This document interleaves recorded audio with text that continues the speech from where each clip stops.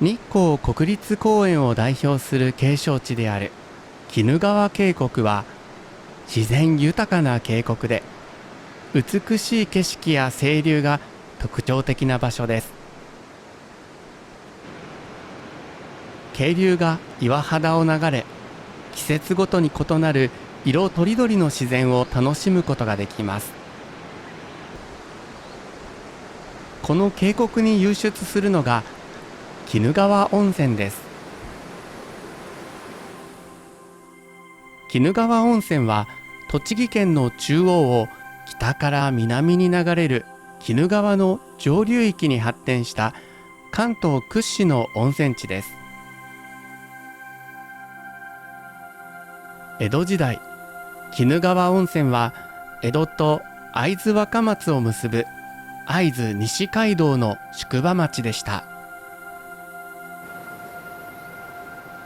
温泉は1691年に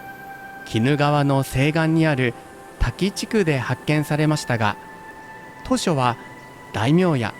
東照宮の僧侶のための湯治場であり、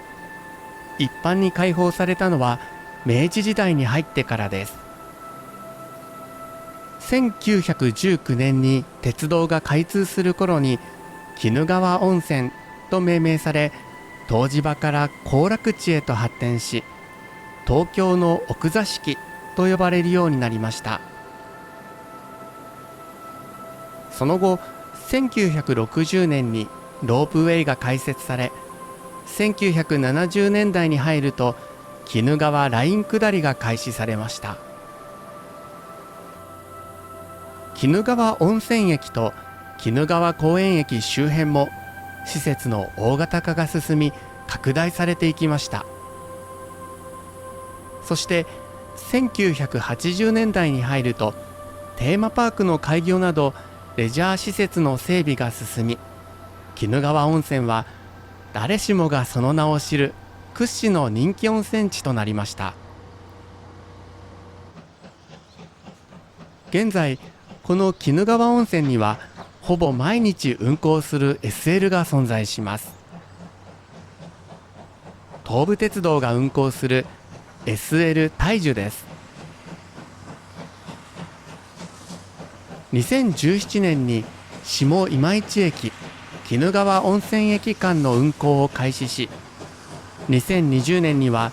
東武日光駅から下今市駅を経由し鬼怒川温泉を結ぶ運行も行われています。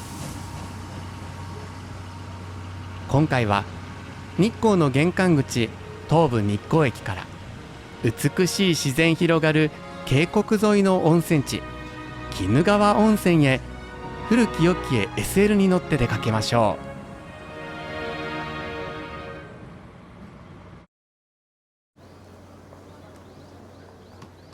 東武日光駅は日光市の中心部に位置する東武鉄道の主要な駅で、観光の玄関口として多くの観光客に利用されています。1929年に開業したこの駅はクラシックな洋風建築の駅舎が特徴で、訪れる人々に歴史と風情を感じさせます。当時、東武日光線の開通により東京都心からのアクセス時間が短縮され、日光は観光地として一大飛躍を遂げました。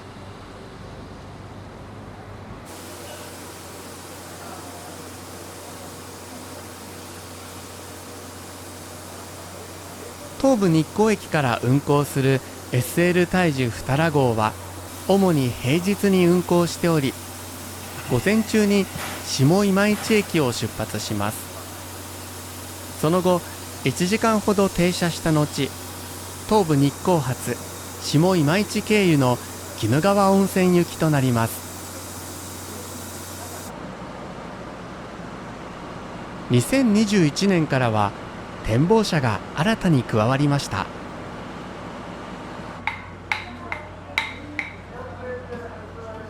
東武鉄道では1966年にすべての SL 運行が終了して以来、2017年に51年ぶりに蒸気機関車が運用されました。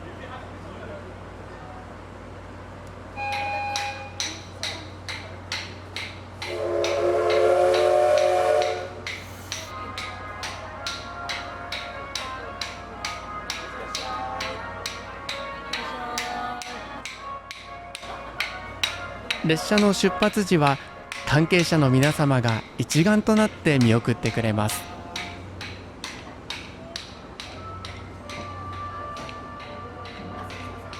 今回の鬼怒川沿線において、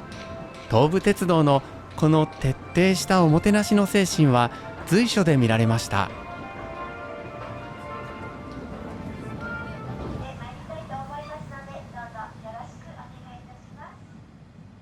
乗車している二良号の名前は、男体山のかつての呼び名二良山に由来しています。この二良の由来には伝承があります。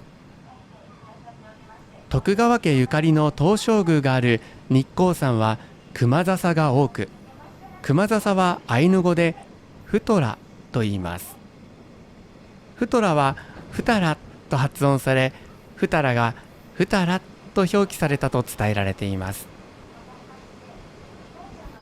さらにふたらが二光と音読みされ、やがて二光は日光となったとも伝えられています。東武日光駅から下今市駅ではディーゼル車が先頭となり、下今市駅でスイッチバックすると、今度は機関車が先頭となり鬼怒川温泉駅へ向かいます。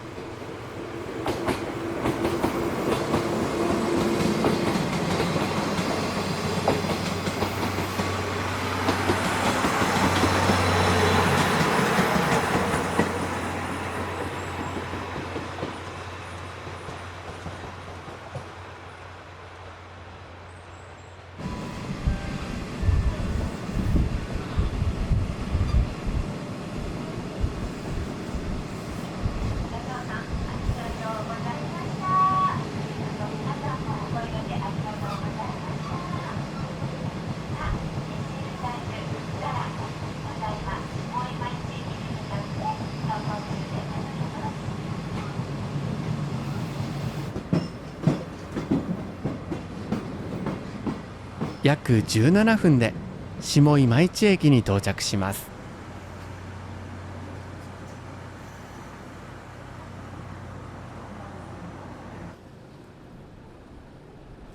SL 大樹の玄関口である下今市駅。当時 SL が走っていた時代を彷彿とさせる昭和レトロな雰囲気の駅舎となっています。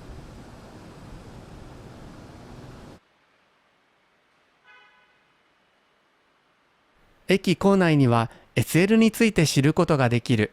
SL 展示館があります。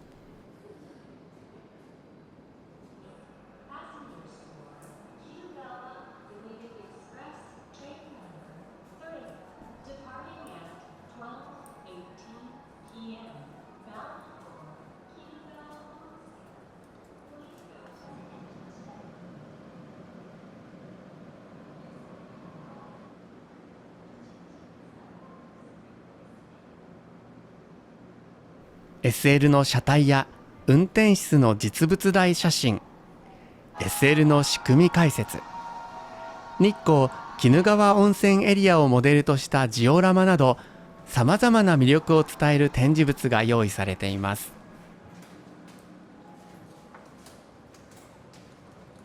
窓の外には転車台が見えています。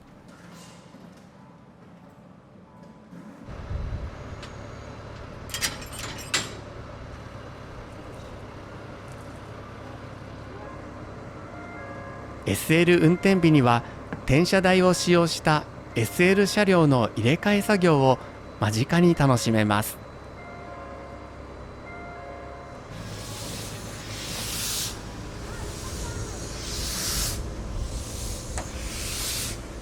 この転車台入線時刻はウェブサイトで確認することができます。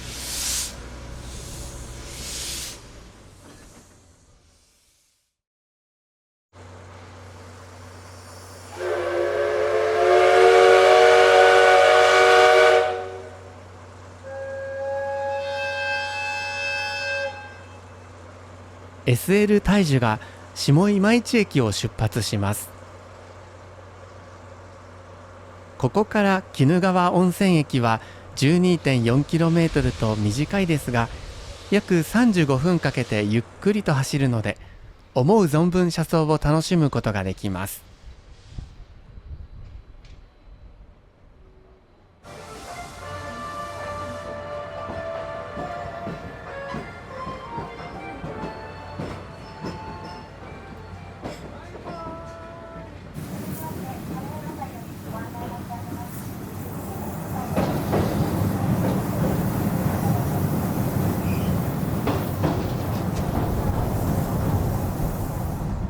鬼怒川温泉駅までは3つの河川を渡りますが、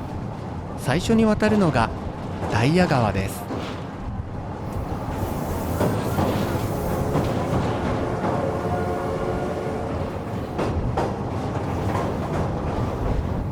この川は日光国立公園の中禅寺湖に源を発して、有名な華厳の滝を落ち、東武日光線に沿うように流れてきて、ここから 8km ほど下流で鬼怒川と合流します。さ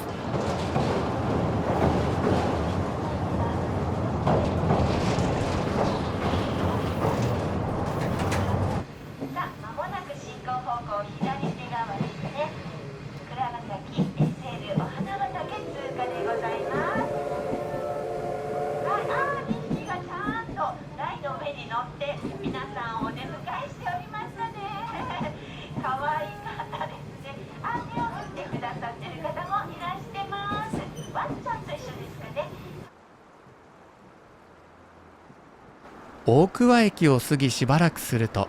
2つ目の河川小白川を渡ります。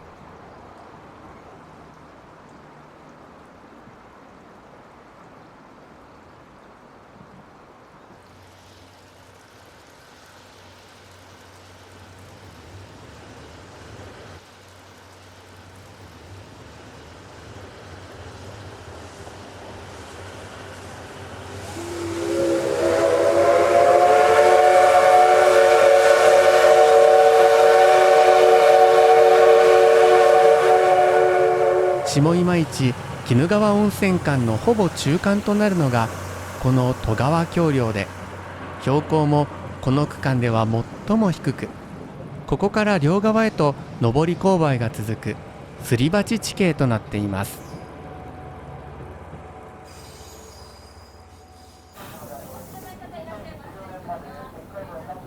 小白川を渡ると25パーミルの上り勾配に差し掛かります。このパーミルとは勾配の程度を示す単位で、25パーミルとは1000メートルで25メートルの高さを登るという意味です。角度にすると約 1.4 度とわずかに感じますが、この角度がある程度の区間続くと、鉄のレールと車輪で走る鉄道にとっては非常にきつい勾配と言えるのです。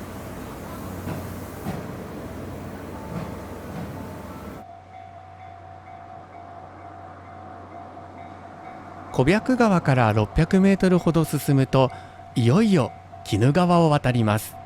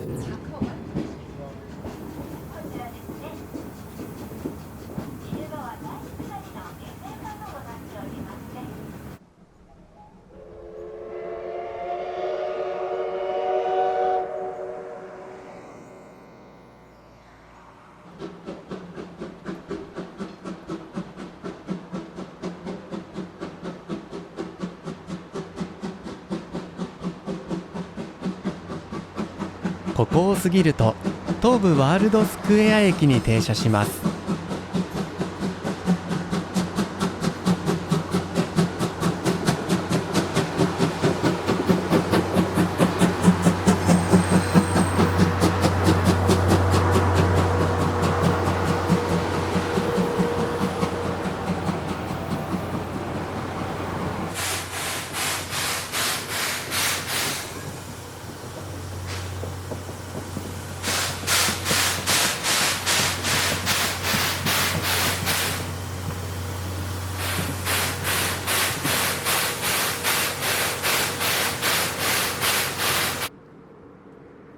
ここには駅名通りのテーマパークである東武ワールドスクエアがありますが、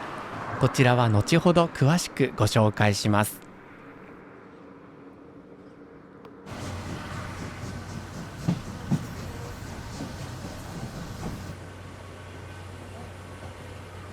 東武ワールドスクエア駅を出発するとすぐ終点の鬼怒川温泉駅に到着します。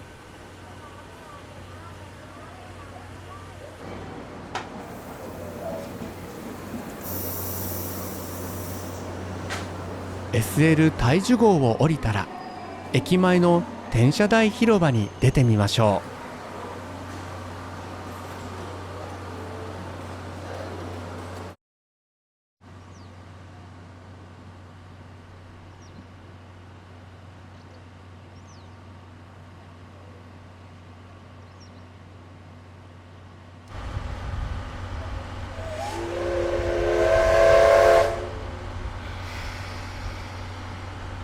鬼怒川温泉駅に到着すると SL が切り離されて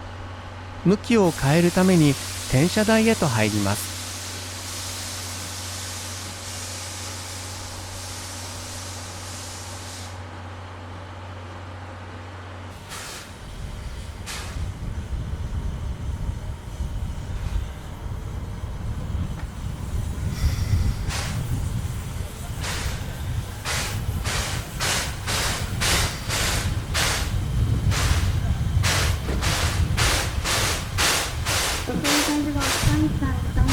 お疲れ様です。よろしくお願いします。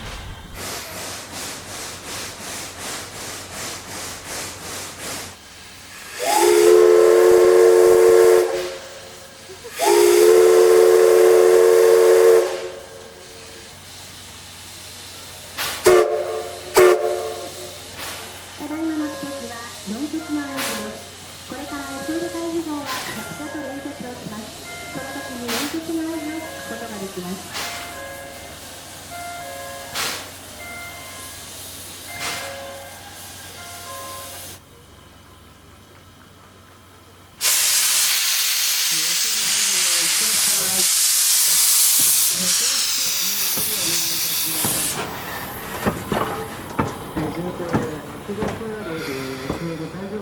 回転シーンいかがでしたでしょうか。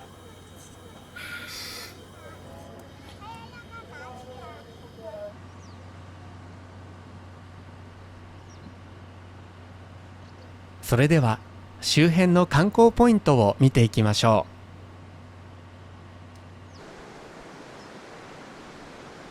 う。鬼怒川温泉駅から徒歩4分のところにある鬼怒川ライン下り乗船場。大自然が創造した渓谷美の極みとして名高い鬼怒川ライン下り。船頭さんの巧みな貝さばきで奇岩貝石が織りなす造形の妙を味わいながらスリルたっぷりに下る様は豪快そのものです。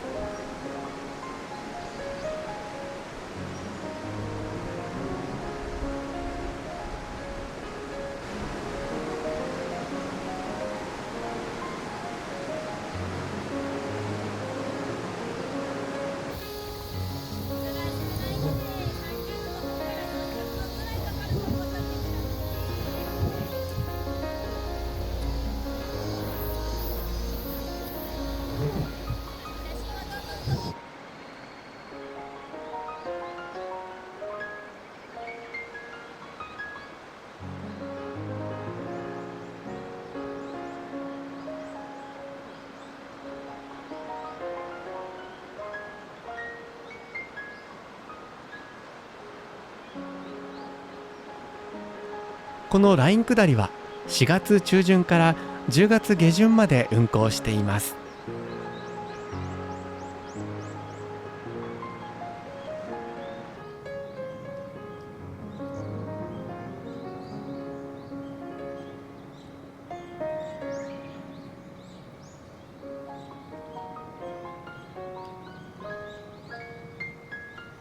約40分 6km の船旅で、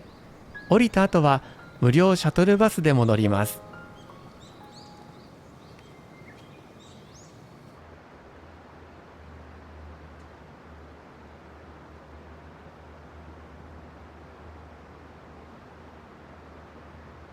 鬼怒川温泉街の南部と名勝立岩を結ぶ全長約140メートルの歩道専用吊り橋、鬼怒立岩大吊橋。高さ約40メートルの橋上からは、大岩を縫うように流れる鬼怒川の急流や緑豊かな山々を眺めることができます。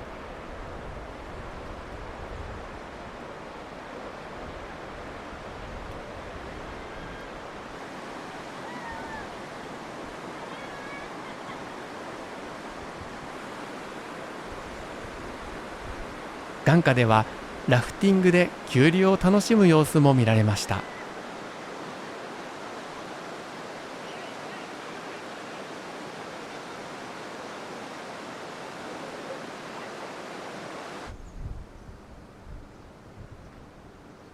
鬼怒川温泉駅と鬼怒川公園駅のほぼ中間に位置するのが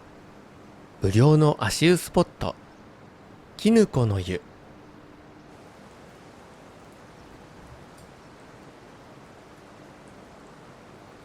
鬼怒川渓谷の絶景を眺めながら入れる構造となっています。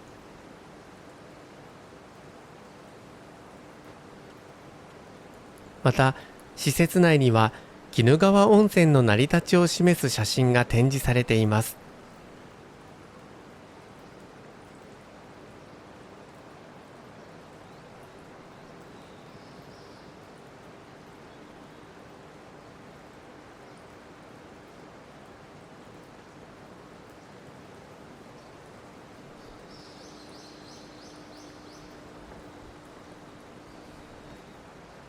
この後は目の前にある黒金橋に行ってみましょ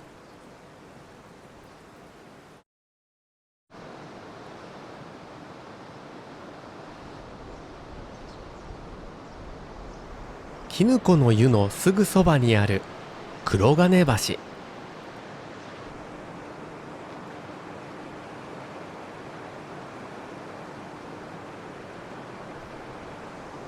鬼怒川と岩々、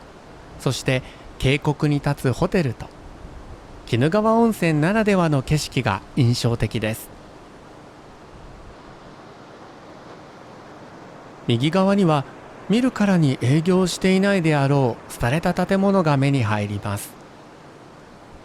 ここ最近メディアなどで鬼怒川の廃墟などと耳にされた方も多いかもしれません。なぜ有名温泉地にこのような建物があるのかを簡単に解説します。鬼怒川温泉は1980年代後半に開発が一段落し、その後のバブル景気で宿泊客が急増しました。1993年には隣の川治温泉と合わせて年間341万人もの人が訪れました。ところがすぐにバブル経済が崩壊しました。鬼怒川温泉は都心から近く、企業の社員旅行に利用されることが多かったため、ホテルも団体客向けに大浴場や大宴会場を備え大型化していました。バブル崩壊後、企業は社員旅行どころではなくなりました。情報機関が行った調査によると、1994年には企業の 88.6% が社員旅行を実施していましたが、10年後の2004年には 36.5% に減少しています。鬼怒川温泉にとってはこれが大きな打撃となりました。さらに温泉街の多くがメインバンクとしていた足利銀行が経営破綻し、温泉街全体が大きなダメージを受けました。特に大型ホテルにとっては致命的で、廃業するホテルや旅館が増え、一部は廃墟化して現在に至ります。現在、所有者に連絡が取れない場合でも市の判断で建物を撤去できる法律ができました。しかし岸壁に建てられている大型建物の撤去には数億円から数十億円の費用がかかり、市の財源だけでは対応が難しい状況のようです。ですが、これらは北東のごく一部のエリアです。ネット上では鬼怒川温泉全体が廃墟のように見えることがありますが、特に目立つ場所にあるわけではありません。実際、鬼怒川温泉は全国でも宿泊客数が多い温泉地の一つで、個人旅行者にも人気があり、地方都市の温泉街としてはとても賑やかです。鬼怒川温泉を散策するとわかる光と影も魅力の一つと言えるのではないでしょうか。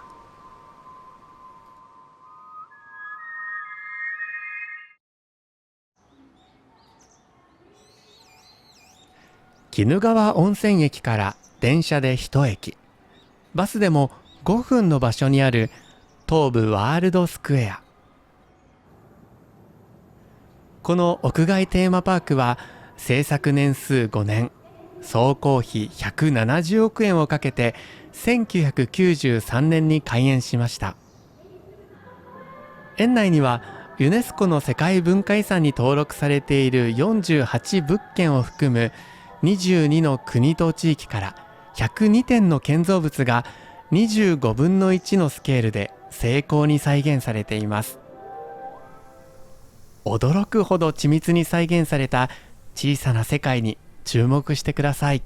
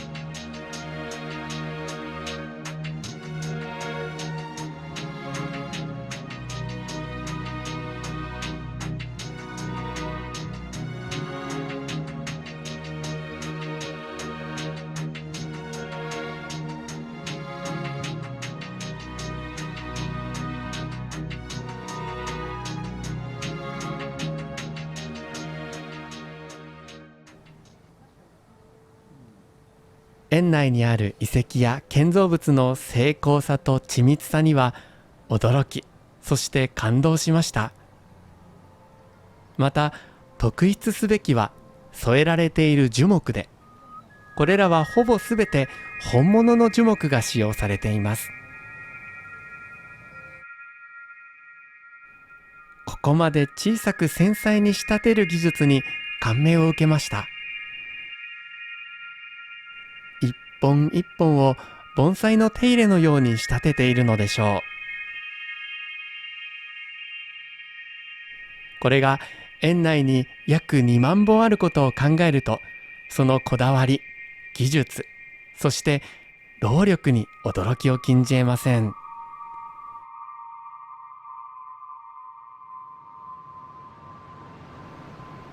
東武ワールドスクエアではとても有意義な時間を過ごせました。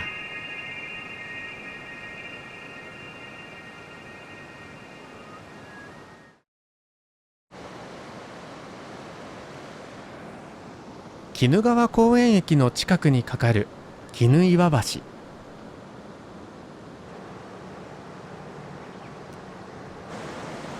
すぐ上流にある大滝を橋上から眺めることもできますが、橋のたもとの階段を降りると観瀑台があります。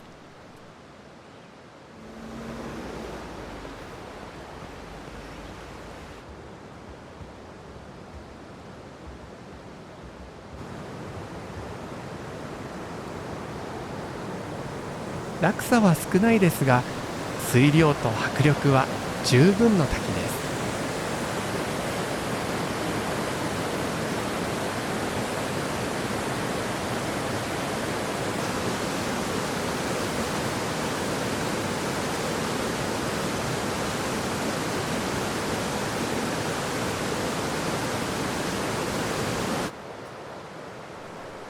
観瀑台の先は上滝河川公園まで約 1km の遊歩道が続いています。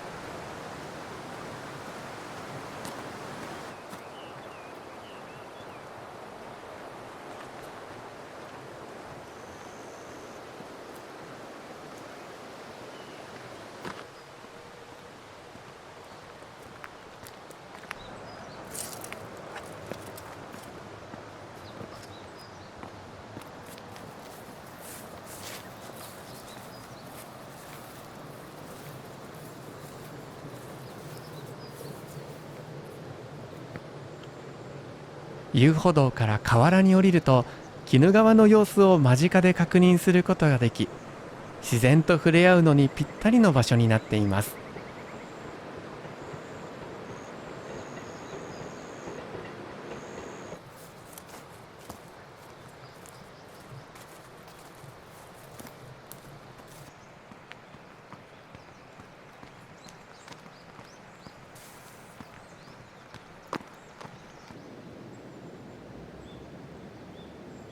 上滝河川公園に着くと、鬼怒川の流れが穏やかで、鳥たちの声がよく聞き取れます。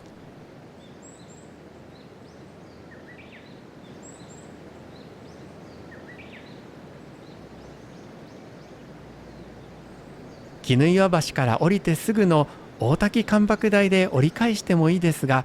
お時間が許す方は上滝河川公園まで散策してみてはいかがでしょうか。鬼怒川の自然の壮大さと静けさを同時に感じることができ、リラックスしながら自然を楽しむことができます。ここから 2km ほど上流には、自然の力強さと美しさが融合した龍王峡があります。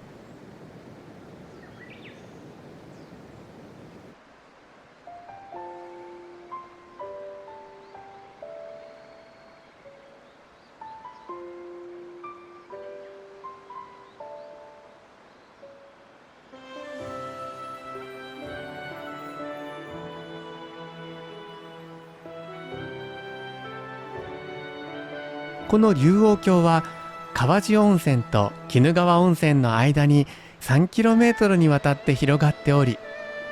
約2200万年前の海底火山の活動によって噴出した火山岩が鬼怒川の流れによって浸食され、現在のような景観を形成したと言われています。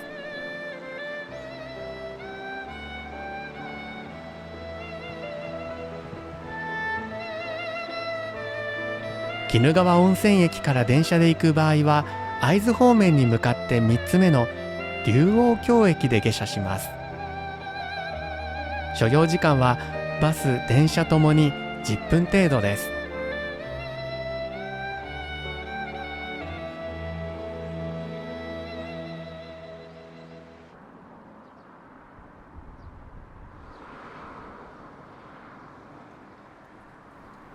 鬼怒川公園駅から鬼怒川温泉駅方面に400メートルほど進むと、右側に川に降りる階段があります。ここを降りると滝見橋です。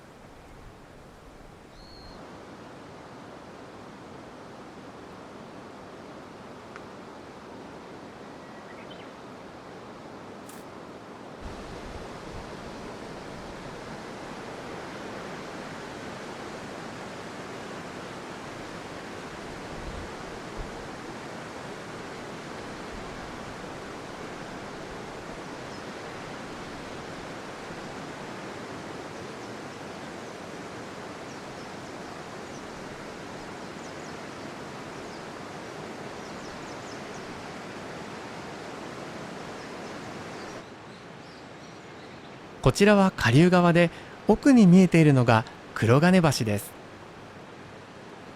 美しい渓谷の中、右側には人気ホテル、そして左側には廃ホテルの風情が何とも言えない雰囲気を醸し出しています。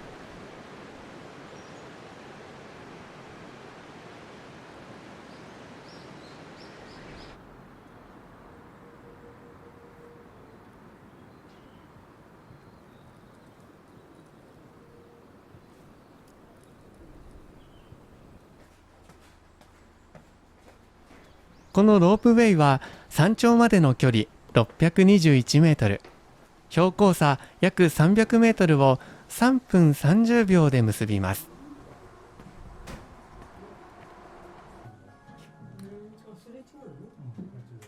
お待たせいたしました。本日は鬼怒川温泉ロープウェイをご利用山頂には温泉神社、お猿の山、展望台などがあります。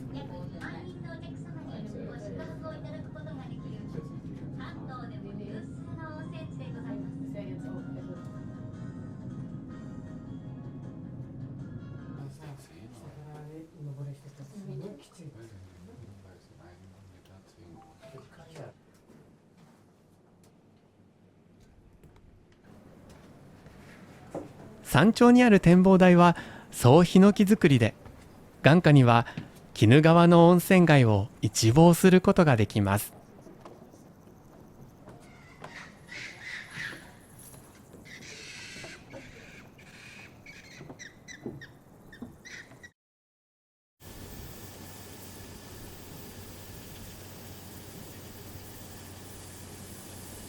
2017年、東武鉄道は鉄道産業文化遺産の復元と保存、そして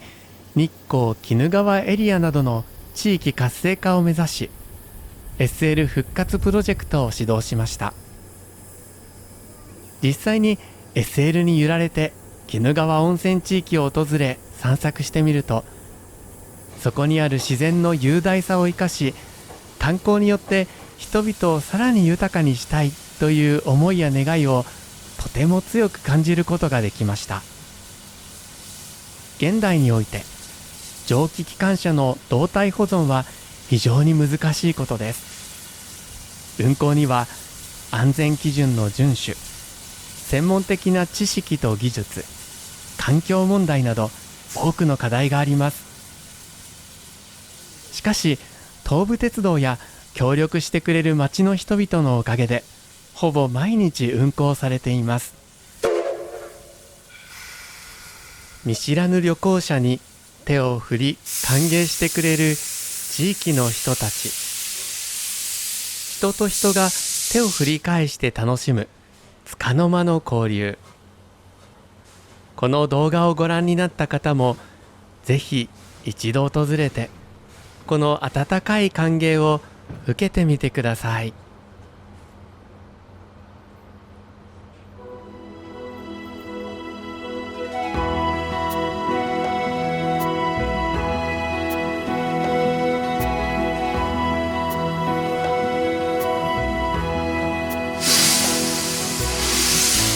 赤いレンガの街、教会の鐘の音、優しく甘い香りに包まれて、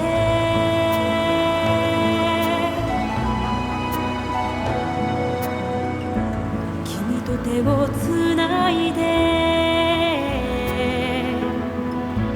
歌ったあの日、生まれた国や言葉超えて僕らは一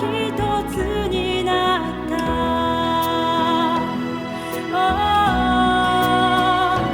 また君に会えるかな、海の向こう側。僕らは遠く離れてるけど同じ地球に生きてる。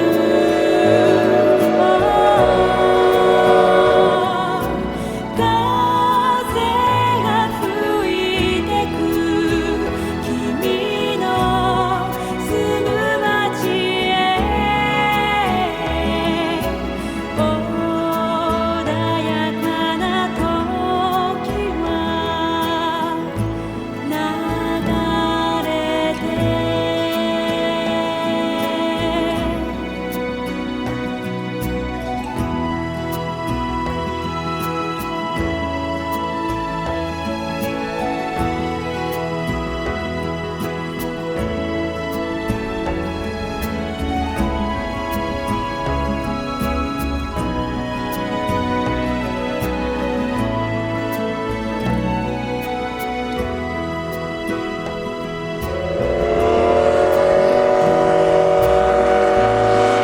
刻まれた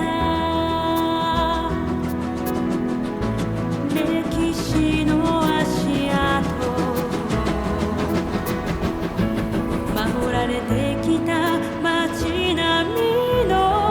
中で君を見つけた。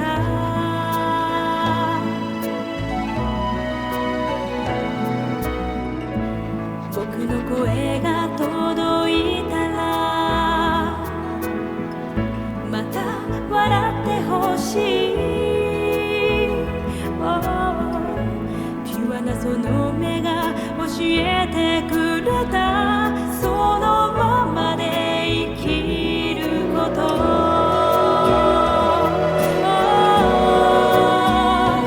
また君に会えるかな、海の向こう側。僕らは遠く離れてるけど同じ地球